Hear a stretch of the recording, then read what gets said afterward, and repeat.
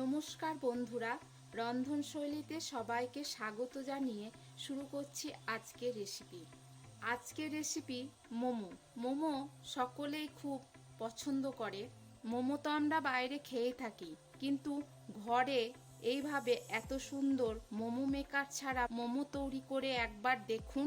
মোমো ঘরে তৈরি হলেও দোকানের মতোই ভালো লাগবে। ছোট বড় সকলেই খুব পছন্দ করবে। তাই পুরো ভিডিওটি দেখার জন্য অনুরোধ রইল। ভালো লাগলে একটা লাইক, শেয়ার ও কমেন্ট করে অবশ্যই জানাবেন।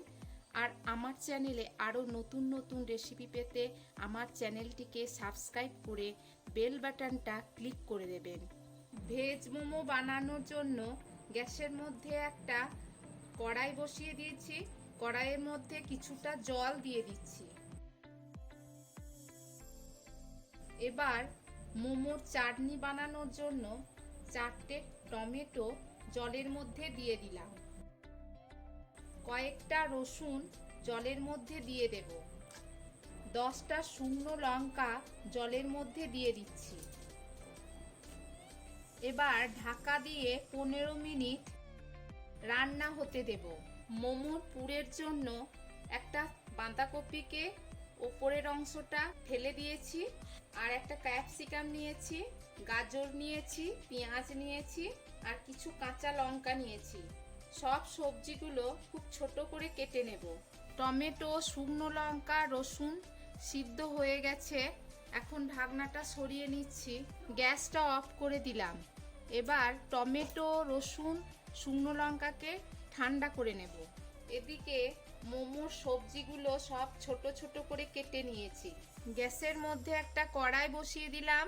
সামান্য সাদা তেল কড়াইয়ের মধ্যে দিয়ে দিচ্ছি। তেলের মধ্যে 2 চামচ আদা রসুনের পেস্ট দিয়ে দিচ্ছি।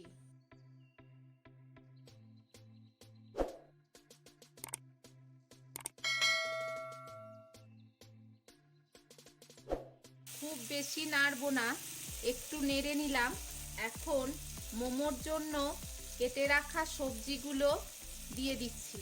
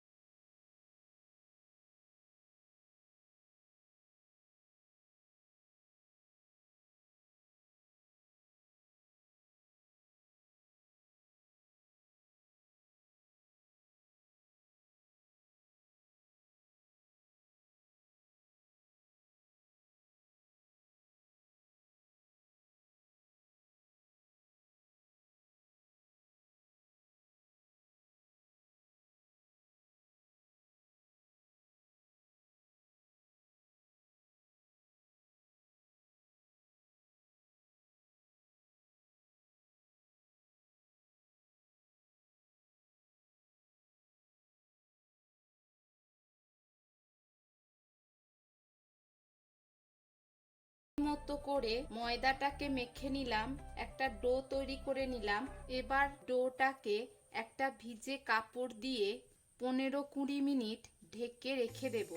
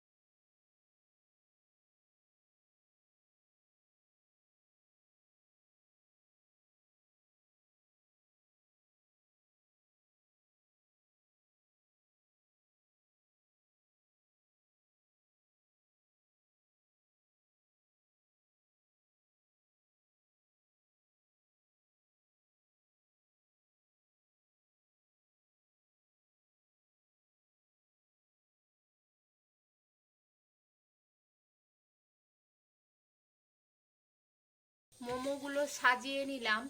এবার একটা পাত্রে জল বসিয়ে দিয়েছি। জলটা গরম হতে শুরু করেছে। ওই পাত্রের মধ্যে মোমোর থালাটা বসিয়ে দেব। এবার একটা ঢাকনা দিয়ে ঢেকে দিচ্ছি। ঢেকে দিয়ে 15 মিনিট মতো রান্না হতে দেব। 15 মিনিট পর ফিরে আসছি। ততক্ষণে আর এক ব্যাচের মোমোটা তৈরি করে নেব। 15 মিনিট পর চলে এসেছি। এখন ঢাকনাটা সরিয়ে নিচ্ছি। গ্যাসটা অফ করে দিলাম। মোমোটা এখন তৈরি হয়ে গেছে। এভাবেই অন্য ব্যাচের মোমোগুলোও তৈরি করে নেব। পরিবেশনের জন্য মোমো আমার তৈরি হয়ে গেছে। তাহলে বন্ধুরা, মোমোর রেসিপিটা কেমন লাগলো অবশ্যই কমেন্টে লিখে জানাবেন। আজ তাহলে এখানেই শেষ করছি। ফিরে আসছি নতুন কোনো রেসিপি নিয়ে। ততক্ষণ ভালো থাকবেন, সুস্থ থাকবেন। ধন্যবাদ।